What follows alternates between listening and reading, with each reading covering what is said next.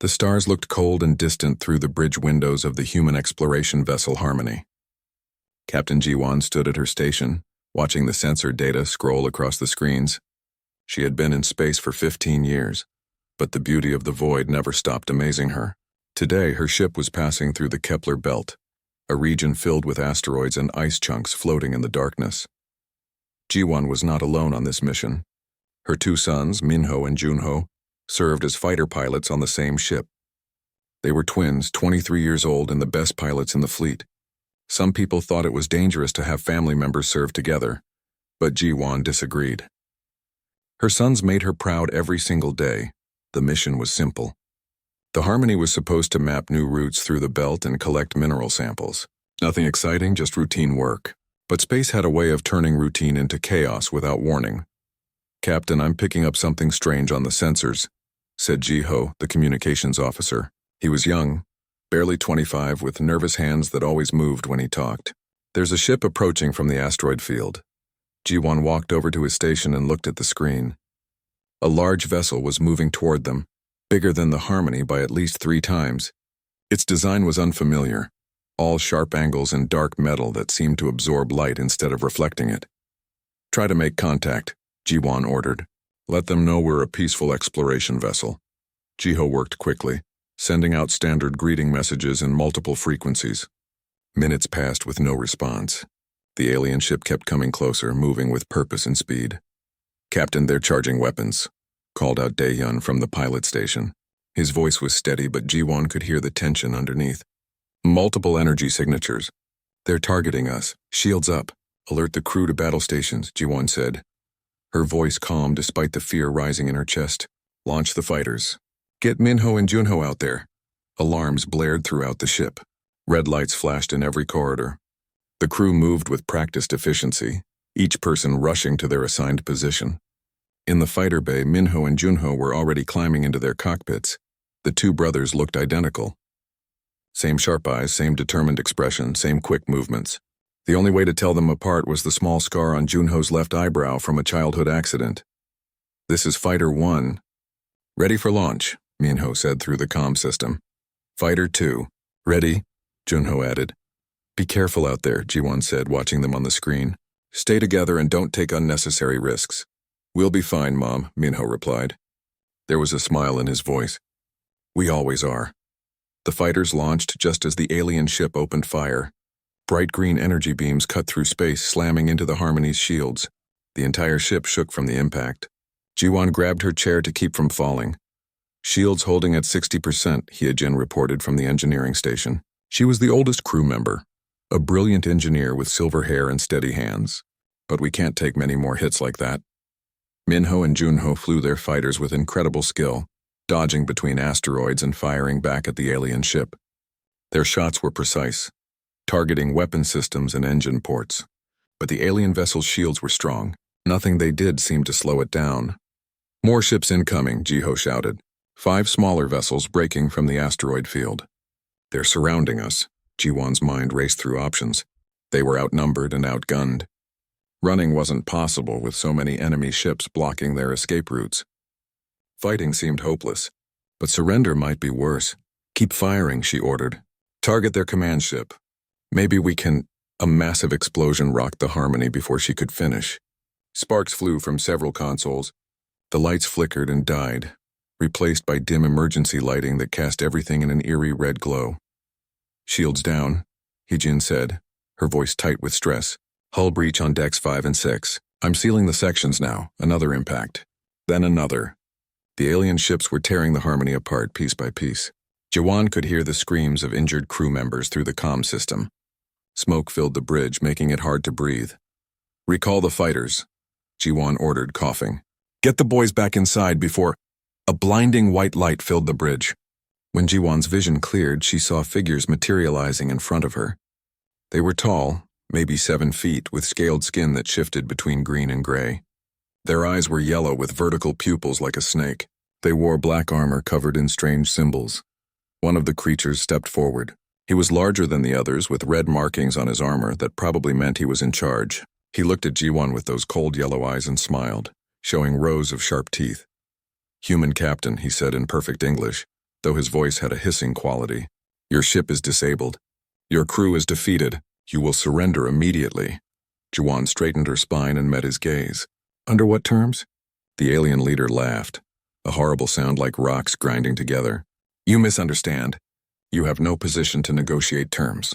You are our prisoners now." Around the bridge, more aliens appeared, grabbing crew members and forcing them to their knees.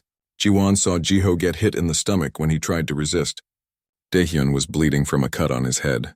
Hijin stood quietly, her hands raised, calculating and watching everything. "Take them to the holding cells," the alien leader commanded. "All except the captain. She stays with me." The crew was dragged away. Jiwon tried to go with them, but two aliens grabbed her arms, holding her in place with impossible strength. She watched helplessly as her people disappeared through the door. "What do you want?" Jiwon demanded. The alien leader circled her slowly, studying her like a scientist examining an insect. "I am Vrax, commander of the Talon fleet. We have been observing your species for some time. You humans are weak emotional creatures. You let feelings control your decisions. This makes you inferior. If we're so inferior, why bother with us?" Jiwon shot back. Vrax stopped in front of her. "Because your weakness amuses us. And because we must test you before deciding whether your species deserves to exist in our galaxy." A cold fear settled in Jiwon's stomach. "What kind of test?" "Two of your fighter pilots were captured when their ships ran out of fuel," Vrax said, gesturing toward a screen that flickered to life. It showed Minho and Junho, beaten and bloody, being held by alien soldiers. "They are your offspring, yes? Your sons?" Jiwon's heart stopped. She tried to move toward the screen, but the guards held her back. "Don't hurt them, please. They're just doing their duty." "Such emotion," Vrax said, that horrible smile returning. "This is exactly what I mean. A proper warrior species would feel nothing, but you humans." He moved closer, his face inches from hers. "You will choose which son lives. The other will die. Make your choice now." The words hit Jiwon like a physical blow. She stared at Vrax, unable to process what he'd just said. "What? No, I won't." "You will choose or both die," Vrax interrupted. "This is how we test your species. We want to see how you break under impossible decisions." Jiwon looked at the screen again at her two sons. Minho's left eye was swollen shut. Hunho's lip was bleeding, but both of them were looking at the camera, and she could see the message in their eyes. Don't give in. Don't let them win. But how could she make such a choice? How could any mother choose between her children? I can't, Jiwon whispered, tears streaming down her face. "Please don't make me do this. Choose," Vrax commanded, his voice cold and final. "You have 30 seconds, Jiwon's mind went blank. Time seemed to stop.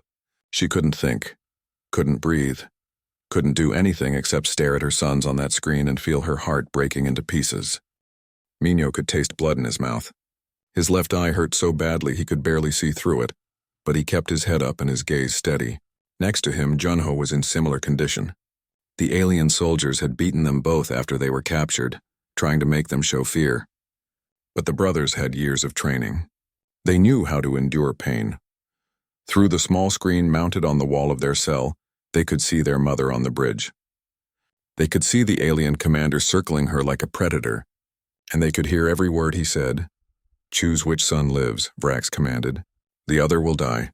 Minho felt Junho tense beside him. They exchanged a quick glance, and in that moment, they didn't need words. 23 years of being brothers, of being twins, meant they could communicate with just a look. And right now, that look said everything. They would not let their mother bear this burden. The alien guards holding them were strong, their grip like iron around the brothers' arms. There were 4 guards in total, 2 for each prisoner. They stood relaxed, confident that these weak humans posed no threat. That was their first mistake. Minho counted down silently in his head. 3, 2, 1. He and Junho moved at exactly the same moment, with the perfect coordination that came from years of flying together, fighting together, living together. Minho drove his elbow backward into the stomach of the guard behind him. At the same instant, he stomped down hard on the foot of the guard to his right. The alien's armor was strong, but there were gaps at the joints.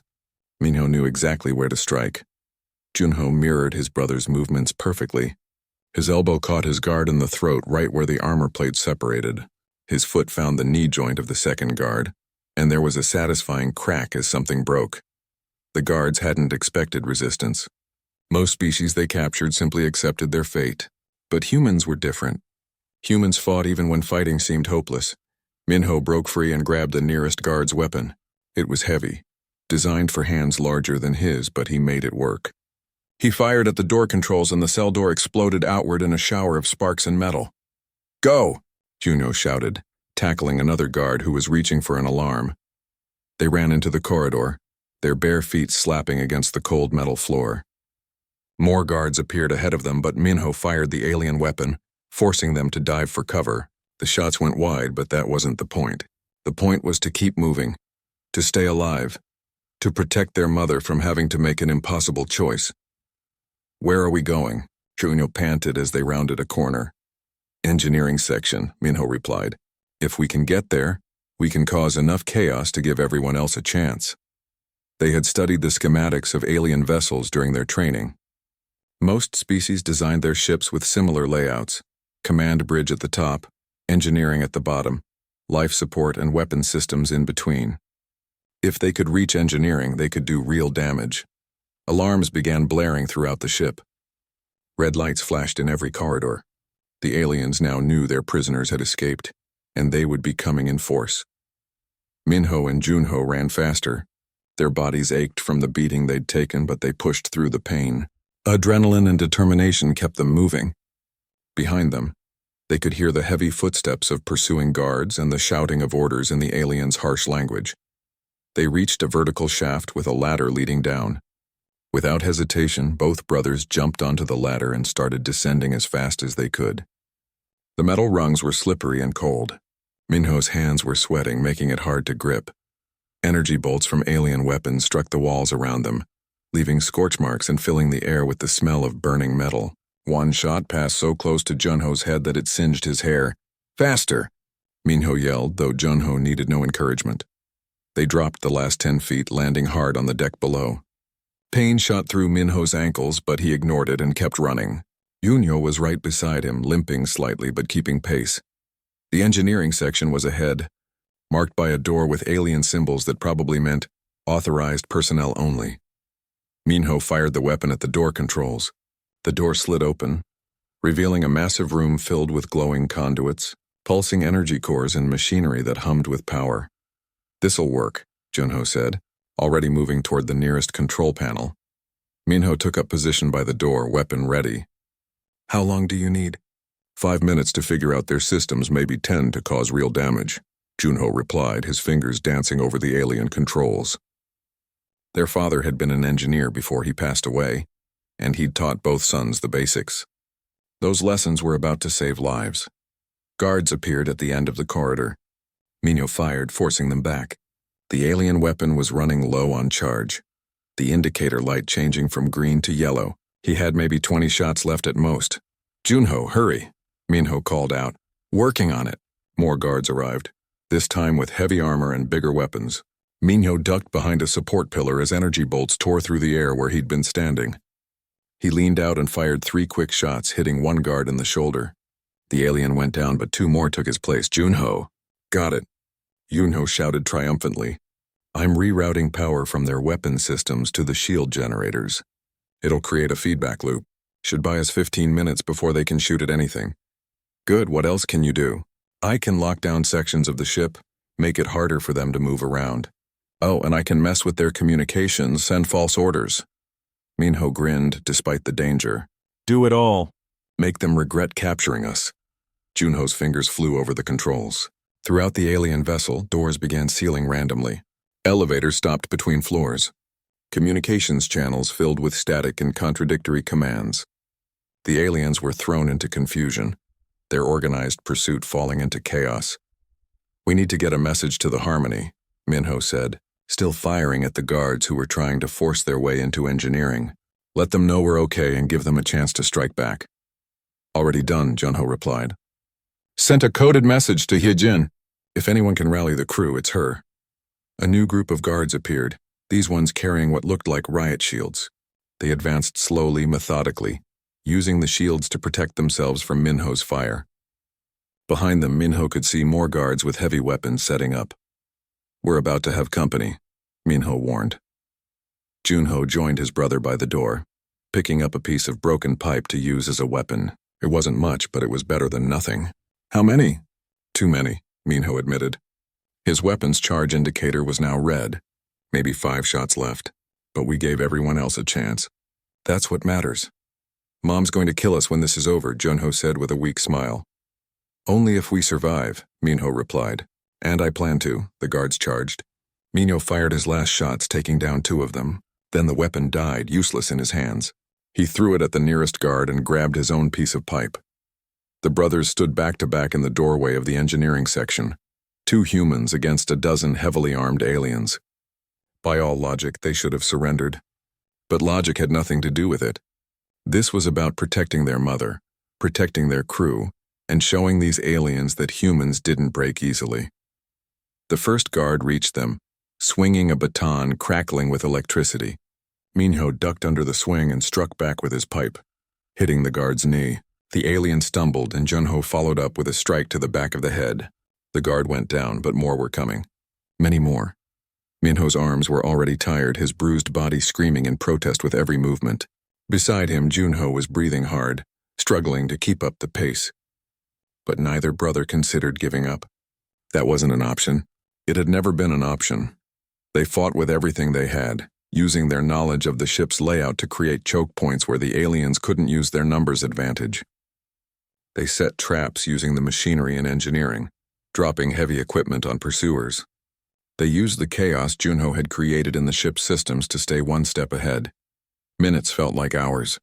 The brothers were bleeding from a dozen cuts, their muscles burning with exhaustion, but they were still standing, still fighting, still refusing to let their mother make that terrible choice. On the bridge, Vrax watched all of this on his screens. His expression had changed from amusement to frustration to something that might have been respect. These humans were supposed to be weak, emotional, easy to break, but these 2 kept fighting, kept resisting, kept protecting their mother even when death seemed certain. Bring them back alive, Vrax ordered his guards. I want to understand what drives these creatures.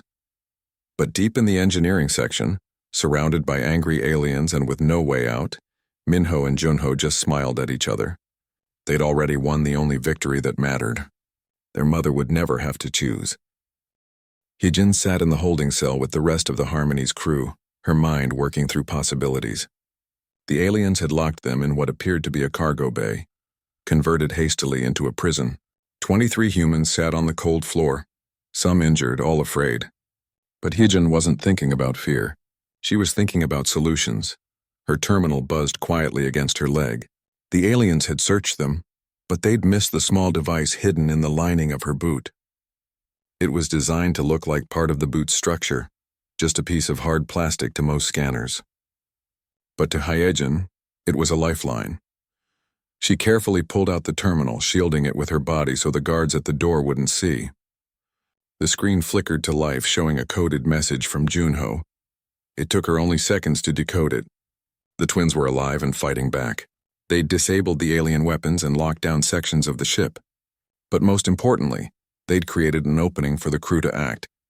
Hyejin looked around the cargo bay, taking inventory of resources. Daehyun sat nearby, holding a cloth to the cut on his head. Sora, the medic, was treating other injured crew members with the limited supplies she had.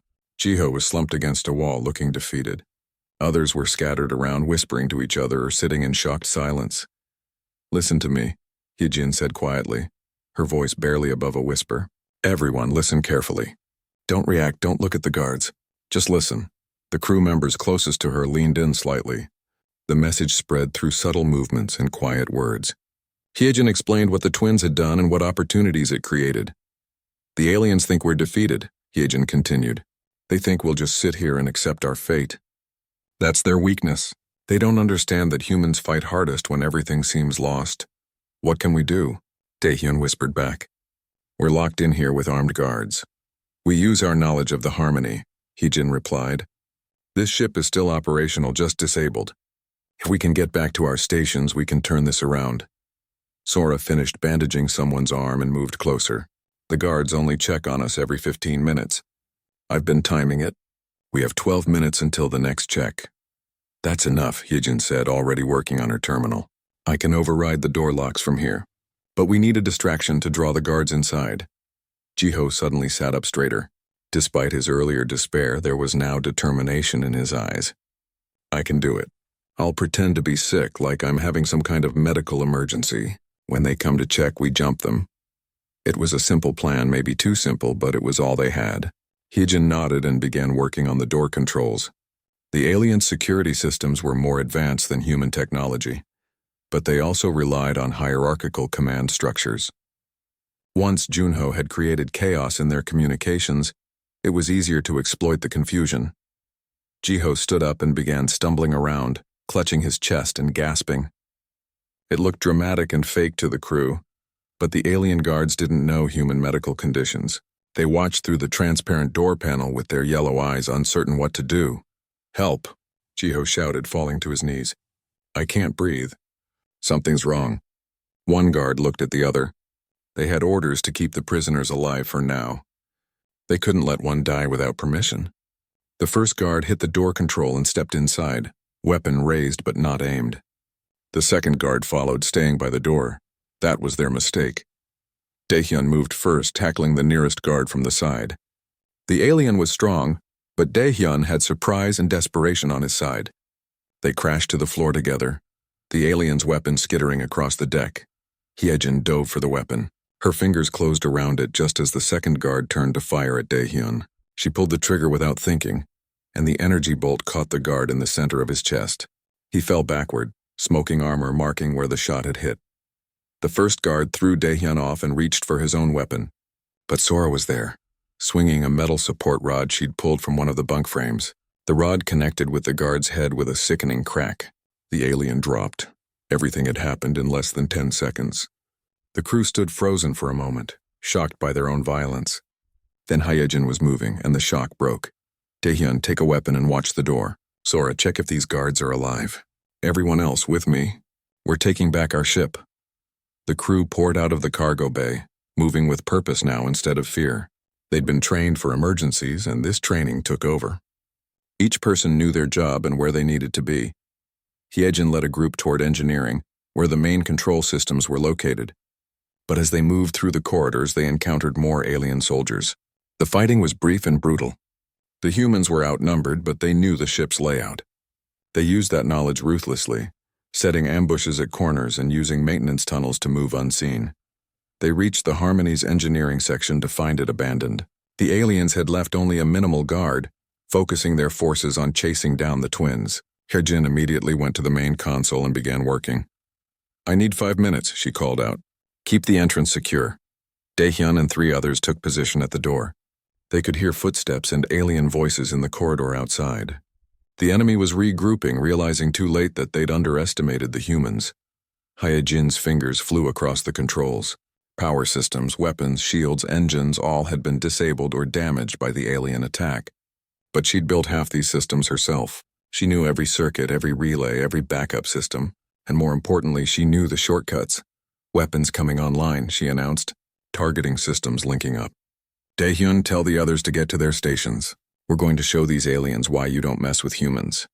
The crew dispersed, running through the corridors of the Harmony with renewed energy. Every person had a job. Every person mattered. This wasn't just about survival anymore. It was about fighting back, about showing these aliens that humanity didn't break easily. Sora reached the medical bay and began setting up for casualties. She knew there would be wounded, maybe dead, before this was over. But she also knew her duty. She would save everyone she could. Jiho got to the communication station and immediately started scanning frequencies. If the twins had messed with the alien communications like Hyejin suspected, he could exploit that. He could feed them false information, make them think reinforcements were coming or that their command ship was under attack. "Broadcasting now," Jiho said, his voice steady despite the fear, "telling their fleet that the Harmony is a trap, that we've called for military support. It won't fool them for long, but it might buy us time."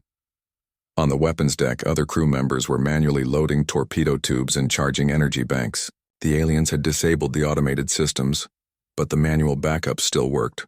It would be slower, less efficient, but it would work. Daehyun reached the pilot station on the bridge and strapped himself in. His head still ached from the earlier injury, but he ignored the pain. He powered up the thrusters, feeling the familiar vibration of the engines coming to life. The Harmony was responding, waking up like a sleeping giant. "This is Daehyun. I have helm control. Ready to maneuver on your order, Hyejin." "Copy that," Hyejin replied through the comm. "Stand by for my signal. We're going to do this in one coordinated strike. We'll only get one chance." Throughout the ship, the crew worked with single-minded determination. They moved in silence, communicating through hand signals and brief words. Every person knew that their survival depended on perfect execution. There was no room for error. Hyejin watched her screens, tracking the positions of the alien ships surrounding the Harmony. There were 5 smaller vessels forming a perimeter, and the large command ship that Vrax commanded. The command ship was the key. If they could damage it enough, the others might retreat. But first they needed to free the twins. Hyejin pulled up the schematics of the alien command ship, tracing the path from the engineering section where the boys were fighting to the docking port where the ships were connected. It was possible barely, but they would need perfect timing. "Listen up, everyone," Hyejin said, opening a ship-wide channel. "In 2 minutes, we're going to hit them with everything we have. Weapons, engines, shields, all at once. We're going to punch through their lines and get our people back. And then we're going to make these aliens regret ever meeting humanity." A chorus of acknowledgments came back through the comm. Every voice was filled with determination.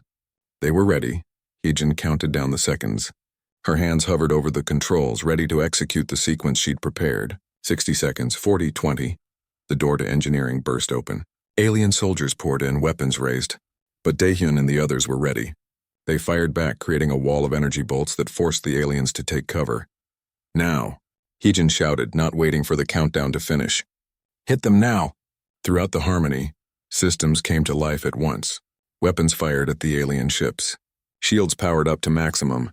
Engines roared, pushing the ship forward. The coordinated strike was devastating. One alien escort ship exploded immediately, its shields overwhelmed. 2 others were crippled, trailing atmosphere and debris. The command ship rocked from multiple impacts. Minho's arms felt like lead. Every swing of the metal pipe took enormous effort. Beside him, Junho was in similar condition, barely able to stand. They'd been fighting for what felt like hours, though it was probably only minutes. The corridor leading to engineering was littered with unconscious alien guards, but more kept coming. "We need a new plan," Junho gasped, his voice raw. "We can't keep this up much longer." Minho looked back into the engineering section. The massive reactor core pulsed with blue energy, contained within multiple layers of shielding and control systems. An idea formed in his mind, desperate and dangerous, but it might be their only option. "The reactor," Minho said. "We threatened to blow it up." Junho stared at his brother. "You're crazy. That would kill everyone. Us, them, Mom, the whole crew." "I know," Minho replied, "but they don't know if we're bluffing or not. And if they believe we're serious, they might back down." Before Junho could argue, another wave of guards appeared, but these ones didn't attack. They held back, weapons aimed but not firing. A moment later, Vrax himself appeared, his red-marked armor making him stand out among the soldiers. "Enough," Vrax commanded. His yellow eyes studied the 2 brothers with a new expression. Not anger or contempt, but something closer to curiosity. "You have fought well, humans. Better than I expected. But this is pointless. You cannot win." "Maybe not," Minho said, stepping back toward the reactor controls. "But we can make sure you lose." He placed his hand on the control panel. Warning lights immediately began flashing. The aliens in the corridor shifted nervously. Even Vrax took a step back. "What are you doing?" Vrax demanded. "Accessing the reactor's emergency protocols," Minho replied, his voice steadier than he felt. "One more command and I can trigger a cascade failure. The containment fields will collapse and the reactor will explode. It'll destroy your ship, our ship, everything within a kilometer." It was a bluff mostly. Minho had studied reactor systems in training, but he'd never actually tried to destroy one. He wasn't even sure if he could. But Vrax didn't know that. The alien commander only knew that human hands were on controls that could kill everyone. "You're bluffing," Vrax said, but there was uncertainty in his voice. "Am I?" Minho asked. He pressed another button and the warning klaxons got louder. "You ordered our mother to choose which son dies. You tried to break her by making her make an impossible choice. Well, here's our choice. You release everyone, let them go safely, or we all die together." Junho moved to stand next to his brother, his hand joining Minho's on the control panel. He's not bluffing, Junho said firmly. And neither am I. You have 60 seconds to decide. The truth was, both brothers were terrified. The thought of dying, of never seeing their mother again, of ending so many lives made Minho's stomach twist with fear. But showing that fear would ruin everything. So he kept his face cold and his hands steady, even as his heart pounded like a drum. Vrax stared at them for a long moment. He was calculating, trying to determine if these humans were truly desperate enough to commit suicide. In his experience, most species valued self-preservation above all else. But these humans had already shown they were different. They'd fought when they should have surrendered. They'd resisted when resistance was hopeless. Why wouldn't they detonate a reactor if they believed it was necessary? 45 seconds, Minho said, his finger hovering over what he hoped looked like a critical control. The alien guards looked at their commander, waiting for orders. Some were backing away slowly, clearly not willing to die for this mission. Others held their ground but looked uncertain. You would kill your own mother? Vrax asked. Your own crew? All those innocent lives? You gave us no choice, Junho replied. You made this necessary when you demanded she choose between us. We won't let our mother live with that burden. We won't let you break her. So yes, we'll do whatever it takes. 30 seconds, Minho announced. On the bridge of the Harmony, Jiwon heard everything through the open communications channel. Her heart was breaking all over again. Her sons, her beautiful, brave sons, were willing to die to protect her. She wanted to scream at them to stop, to beg them to surrender, to promise she'd make any choice if it meant they lived. But she also understood why they were doing this. They were showing Vrax and his people that humans couldn't be broken by cruelty, that humanity's bonds were stronger than fear of death, and if she interfered now, she would undermine everything they were trying to prove. 20 seconds, Minho said. The reactor's hum had changed pitch, growing higher and more unstable. Maybe he really had triggered something. Or maybe it was just coincidence. Either way, it made the bluff more convincing. Vrax made his decision. He raised his hand and the guards lowered their weapons. Stop, Vrax commanded. We will negotiate. No negotiation, Junho said immediately. You release all prisoners. You disconnect your ship from ours. You leave this system and don't come back. Those are the terms, and if I refuse? 10 seconds, Minho said calmly. His finger moved closer to the control. Vrax snarled, a deep rumbling sound from his chest. He'd been outmaneuvered by creatures he'd considered inferior. It was humiliating. But it was also fascinating. These humans possessed something his species lacked. A willingness to sacrifice everything for each other. A bond that transcended logic and self-preservation. Very well, Vrax said finally. You have won this encounter, humans. But this is not over. My superiors will want to know more about your species. Good, Minho replied. Make sure you tell them everything. Tell them what happens when they threaten human families.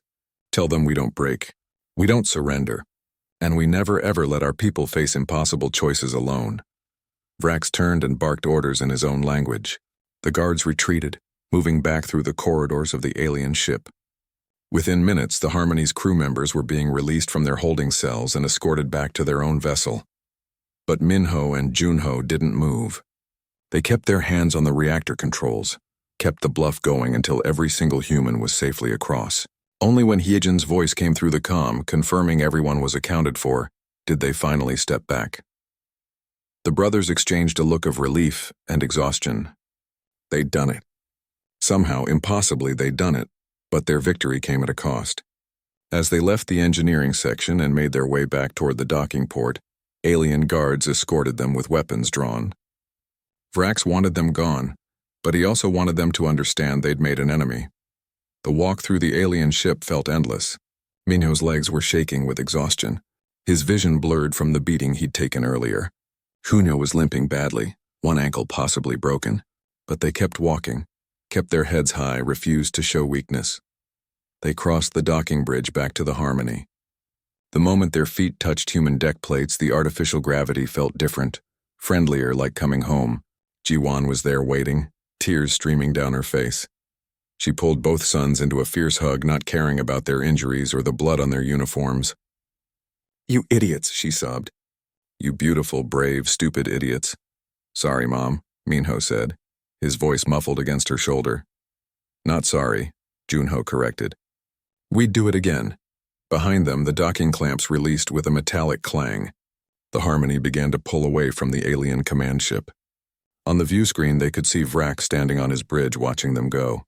His expression was unreadable. "All crew, this is Hyejin." The engineer's voice came through the ship's speakers. "Brace for combat maneuvers. Those alien ships are still out there and they're not looking friendly." Jiwan reluctantly released her sons. "Get to the medical bay," she ordered. "That's not a request, but Mom..." "Now," Jiwan said firmly. She was their mother, but she was also their captain, and right now they needed their captain. "Sora will take care of you. I need to get to the bridge." The brothers nodded and headed toward medical, supporting each other as they walked. Jiwan watched them go, her heart still pounding. She'd come so close to losing them, so close to having to make that terrible choice. But she hadn't. Her sons had made sure of that. They'd fought so she'd never have to choose. And in doing so, they'd shown the aliens something important about humanity, something that might change how these creatures viewed their species. Jiwan straightened her uniform and headed for the bridge. The battle wasn't over yet, but for the first time since this nightmare began, she felt hope. Because she'd learned something too. She'd learned that humanity's greatest strength wasn't technology or weapons or tactical brilliance. It was the simple fact that humans would rather die than let each other face darkness alone. And that made them stronger than any alien could imagine. The medical bay was quiet except for the soft beeping of monitors and the hiss of antiseptic sprays. Sora worked efficiently, her hands steady despite everything that had happened. She'd treated dozens of crew members already, patching cuts, setting bones, and administering pain medication. Now she focused on the twins. Minho sat on one examination table while Sora wrapped his ribs. 3 were cracked and his left eye was swollen shut. The cuts on his face and arms were cleaned and sealed with medical adhesive. He'd be sore for weeks, but he'd live. Junho was on the next table over, his broken ankle secured in a regenerative cast. Burns from plasma fire covered his right arm and shoulder, already treated with synthetic skin that would help the tissue heal faster. He had a concussion too, though a mild one. "You two are incredibly lucky," Sora said, moving between them. "Another few hours of fighting like that and I'd be treating corpses instead of patients." "Thanks for the cheerful assessment," Junho muttered. But he smiled to show he was joking. Through the viewport, they could see the alien ships in the distance. After the Harmony had pulled away from the command vessel, there had been a tense standoff. The humans had their weapons ready, shields at maximum. The aliens had formed a defensive formation but hadn't attacked, and then slowly they'd begun to withdraw. One by one, the escort ships had turned and accelerated away. Finally, the command ship itself had moved off, its damaged hull trailing sparks in atmosphere. Within an hour, they were gone completely, leaving the Harmony alone in the Kepler belt. G1 entered the medical bay, her captain's uniform torn and stained with someone else's blood. She'd been coordinating repairs throughout the ship, checking on every crew member, making sure everyone was accounted for. But now she came to see her sons. "How are they?" she asked Sora. "They'll recover," Sora replied, "though I'm recommending 2 weeks of light duty. No fighting, no extreme physical activity, and definitely no more reactor threats." Jiwan managed a weak laugh. She pulled up a chair and sat between the 2 examination tables. For a long moment, she just looked at her sons, as if reassuring herself they were really there, really alive. "I don't know whether to hug you again or put you both on report for insubordination," Jiwan finally said. "Can we take the hug?" Minho asked. "You nearly died," Jiwan said, her voice breaking slightly. "Both of you. You threatened to blow up a reactor. You could have killed everyone. But we didn't," Junho pointed out gently. "And we couldn't let you make that choice, Mom. We couldn't let them break you like that." Jiwan reached out and took both their hands, squeezing gently. "I'm your mother and your captain. I'm supposed to protect you, not the other way around. You've been protecting us our whole lives," Minho said. "It was our turn to protect you. Besides, we weren't just doing it for you. We were doing it for everyone. For all humanity." "What do you mean?" Junho explained, his words slow but thoughtful. "Those aliens, they tested us because they thought we were weak. They thought our emotions made us inferior. They wanted to see us break under an impossible choice. But if we'd surrendered, if you'd been forced to choose, it would have confirmed their beliefs. They would have told other species that humans can be controlled through cruelty, that we're easy to manipulate because we care about each other. So instead, we showed them the opposite," Minho continued.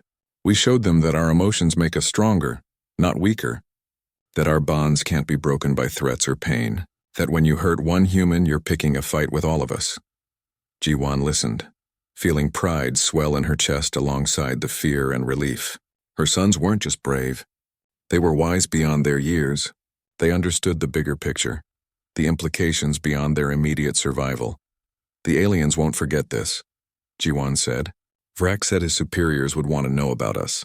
Good, Junho replied. Let them know. Let every species in the galaxy know that humans don't break easily. Footsteps in the corridor announced new arrivals. Hyejin, Daehyun, Jiho, and several other crew members crowded into the medical bay. Their faces showed exhaustion and various injuries, but also something else, pride. Unity. The bond that came from surviving something terrible together. Captain, Hyejin said, I've completed the damage assessment. Hull integrity is at 70%. Weapon systems are functional but need calibration. Engines are operating at 85% capacity. We can make it back to the nearest station, but it'll take time. How much time? 3 weeks, maybe 4 if we take it slow to conserve power. Ji-won nodded. 3 weeks was manageable. They had enough supplies and the crew was intact. Most importantly, they were all alive. There's something else, Jiho added. He held up a data pad. I managed to intercept some of the alien communications before they left. They were reporting back to their fleet command. The message was, interesting. What did it say? Ji-won asked. Jiho read from the pad. Human species classification upgrade required. Initial assessment incorrect. Emotional bonds create tactical unpredictability and unexpected resistance. Conventional subjugation methods ineffective. Recommend extreme caution in future encounters. Physical capabilities moderate. Mental resilience exceptional. Willingness to sacrifice for social group absolute. Threat level significant. A murmur went through the assembled crew. They'd been classified as a significant threat by an alien species that had tried to break them. It was a strange kind of compliment. They're afraid of us now, Daehyun said, sounding amazed. Not afraid, Hyejin corrected, cautious. There's a difference, but it means they'll think twice before attacking another human ship. We need to report all of this to Earth Command, Ji-won said. The fleet needs to know about this species, their tactics, their technology, and they need to know that our response worked. Over the next few days, as the Harmony limped toward the nearest station, the crew settled into a routine. Repairs were ongoing, with everyone contributing what they could. The injured recovered in medical. The ship slowly returned to normal operations, but something had changed. The crew moved with a new confidence, a new understanding of what they were capable of when pushed to their limits. They'd faced an enemy that thought them weak, and they'd proven that enemy wrong, not through superior technology or firepower, but through simple human stubbornness and love. Minho and Junho spent their recovery time being visited by nearly every crew member. People wanted to thank them, to hear their story, to understand how 2 young pilots had managed to turn the tide of battle. The brothers told the story dozens of times, though they always emphasized it wasn't just them. It was everyone. The crew in the holding cells who'd fought back. Hyejin who'd brought the ship's systems online. Every person who'd refused to give up. One evening, Ji-won sat with her sons in the observation deck watching the stars drift by. They were moving at partial speed, conserving fuel so the journey was slow. But there was time now. Time to process, to heal, to understand what they'd been through. I've been thinking, Ji-won said quietly, about what Vrak said, about choosing which one of you would live. The brothers tensed, but she continued. If you hadn't broken free, if the situation had played out differently, I don't know what I would have done. I can't imagine making that choice. It would have broken me. That's exactly why we couldn't let it happen, Minho said. I know, and I'm grateful. But I also realized something. You two made your own impossible choice. You chose to risk death, to threaten everyone's lives, all to protect me from pain. That's just as brave and just as terrible as what I was facing. Junho considered this. I guess you're right. But it felt different somehow. We were choosing together. We were deciding our own fate, not having someone else's fate forced on us. That's the key, isn't it? Ji-won said. Choice. Real choice. The aliens wanted to take that away. To force me into a position where any decision would be wrong. But you gave choice back to all of us. You made it so everyone could fight, could resist, could decide their own path. We learned it from you, Minho said. You always taught us that humans are strongest when they work together. when they support each other, when they refuse to let anyone face darkness alone. Jiwon smiled, though tears were forming in her eyes. Your father would have been proud of you both. They sat in silence for a while, just being together, being family. Outside, the stars continued their eternal dance, indifferent to the small human drama that had played out among them. But for the crew of the Harmony, those events would never be forgotten. They'd learned something about themselves, something fundamental about what it meant to be human. They discovered that their capacity for love and connection wasn't a weakness to be exploited, but a strength that made them formidable. When they finally reached the station 3.5 weeks later, Earth Command was waiting. The crew's report had been transmitted ahead, and the military wanted every detail about the alien encounter. Jiwon, Minho, Junyo, and the others spent days in debriefings explaining everything that had happened. The story spread quickly through human space. News networks picked it up. It became a symbol, a rallying point. When the aliens had said, "Choose one to live," humans had responded by choosing to fight so no one would ever have to make that choice. Other species in the galaxy took notice. The message from Vrax's fleet had reached them too.